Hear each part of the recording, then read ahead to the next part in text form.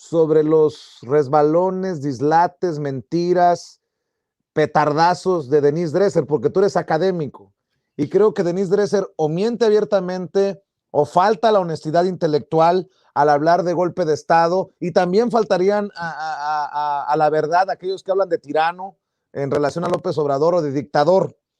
Pero me llamó mucho la atención, porque creo que lo hemos abordado, no sé si aquí o en cortito, profe, este clasismo eh, tan nauseabundo de Denise Dresser, que ayer desde los micrófonos de Carmen Aristegui, fíjate que Carmen también falló a no enfrentar a Denise Dresser por este clasismo. Cuando dice Denise Dresser, perdonen ustedes que hable inglés ahora que se ha vuelto políticamente incorrecto hacerlo, o tener doctorados en el extranjero. Puta madre, pues si hablas inglés y tienes doctorados en el extranjero y hablas de golpe de Estado o de dictador, pues demanda a la institución que te educó. Profe, ¿cómo tú ves esto? Porque tú eres muy crítico de precisamente tus colegas que faltan a la verdad y por eso te respetamos. Muchas gracias por ese comentario, Vicente. Mira, Denise Dresser, esperando que quede claro que estamos criticando la actividad política de alguien que se dedica a la academia y no a la mujer por ser mujer, porque luego con este tema de la violencia de género hemos visto que los panistas son muy iracundos y son muy agresivos y toman cualquier pretexto para decir que violentas a una mujer. Bueno, que quede claro que se cuestiona a la práctica, a la profesionista, en razón de los resultados que arroja. Dicho lo anterior, Vicente, Denise Dresser es una persona acusada en múltiples ocasiones, no una, no dos, ni tres, muchas veces, no te puedo decir cuántas, quizá decenas de veces, si no es que más, de plagiar. En la jerga académica, plagiar significa robarte las ideas de los demás, es decir, literal, copiar de un texto, ponerlo en el tuyo y no citar y no darle el crédito a la fuente original. Y esto lo ha hecho en diferentes ocasiones en periódicos, pero también en un par de libros que ha escrito, pero también incluso en entrevistas veladas, habla como si ella generara contenido que no genera y no da el crédito, ni le da la fuente, ni cita a las fuentes originales.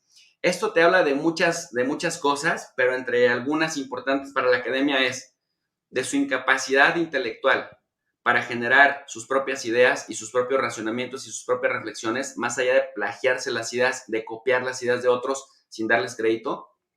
Te habla también de la corrupción que se vive en la academia mexicana, pero muy sistemática y muy reiterada.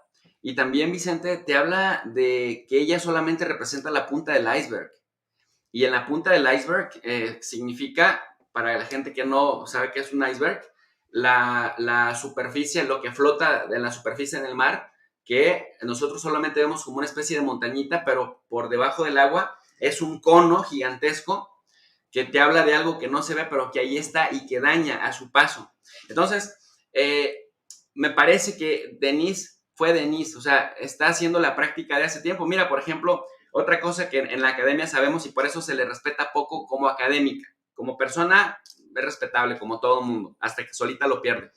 Pero como académica, es la típica académica, Vicente, que escribe algo y que cobra millones o por lo menos cobra miles de pesos para ir a dar conferencias con el mismo texto, con el mismo discurso a diferentes lugares.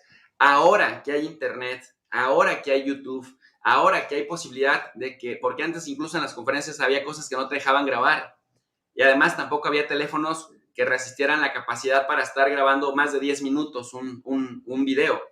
Pero ahora ya es más fácil darte cuenta si lo que dijo en 2010 lo repitió en 2011, en 2013, 2014, 2015, es lo mismo que viene diciendo desde el 2002, 2003 y nada más le viene cambiando de nombres, porque eso sí lo hacía reiteradamente. Yo le vengo siguiendo la pista desde como 2005, que iba a Guadalajara y al Paranifo de la Universidad de Guadalajara, y me sorprende muchísimo que todavía para 2015, en las épocas de Peña Nieto, volvía a repetir exactamente las mismas líneas, lo cual te habla de que el pensamiento neoliberal no genera ideas frescas, no genera ideas nuevas y tiende más bien a los puntitis, tienden más bien a generar el dinero que se pueda en el nombre de la academia y en el nombre de la ciencia.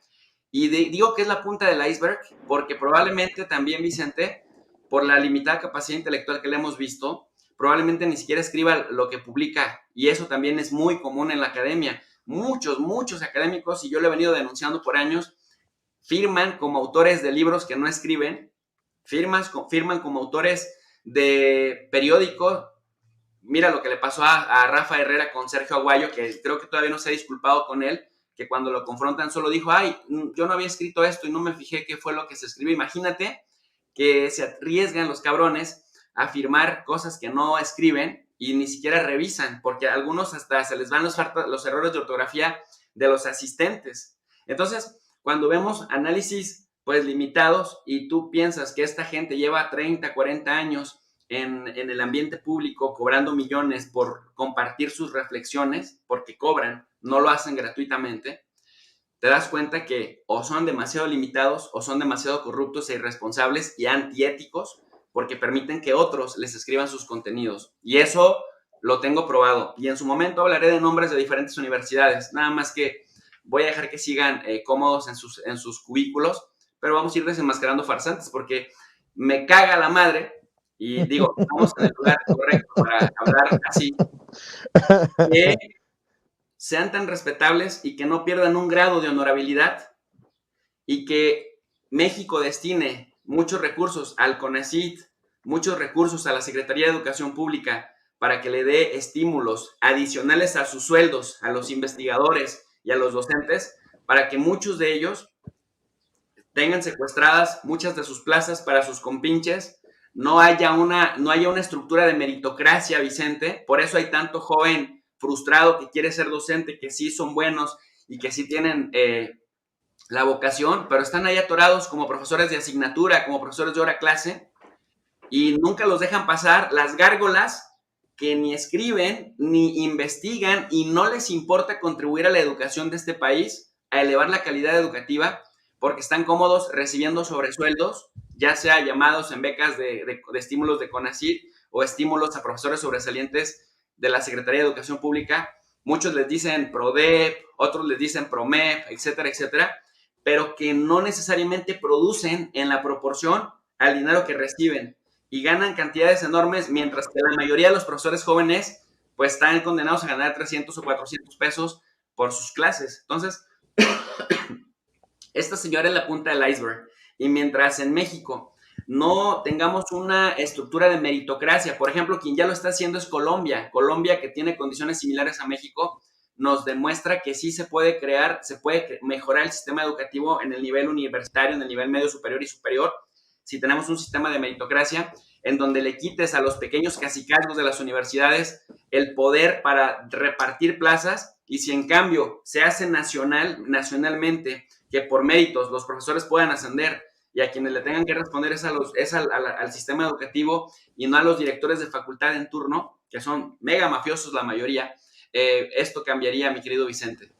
Pues qué repasada acabas de pegar y bueno, pues como la gente dice, te aceptamos la vicenteada que te pusiste, mi querido profe, porque te respetamos y porque te admiramos y te escuchamos con atención y creo que hay mucho que todavía hablar sin censura sobre ese tema. Vicente, Dime. y es porque aquí se habla sin censura. Y mira, ¿por qué lo tengo que decir?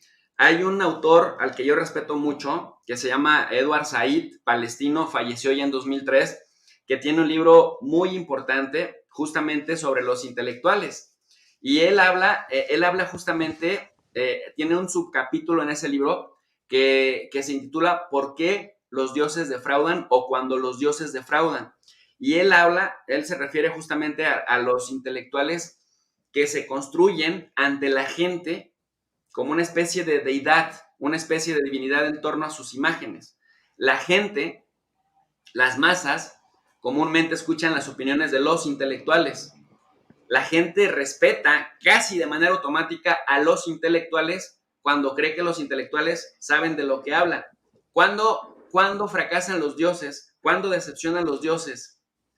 Cuando se venden al poder, Hmm. cuando dejan la razón a un lado, cuando dejan la honestidad intelectual a un lado y cuando se vuelven pistolas a sueldo del poder en turno. Entonces, son muy peligrosos porque generan ideas, generan reflexiones, muchas de las cuales para justificar a regímenes injustos, muchas veces para justificar la tiranía, muchas veces para justificar la injusticia. Y ahí es donde la puerca tuerce el rabo, porque entonces empiezan a decir mentiras sistemáticamente de manera recurrente porque tienen foro en los medios de comunicación de la prensa escrita, en radio, en televisión, en espacios digitales, y aún así los muy hijos de su chingada madre salen a decir que están reprimidos. Entonces, hay que evitar que los dioses defrauden, y por eso me encanta cómo el presidente le da un repasón a los supuestos intelectuales, a los que hoy conocemos como intelectuales orgánicos, de los que, por supuesto, esta señora forma parte. Anda con todo el profe Jesús López Almejo el día de hoy. Y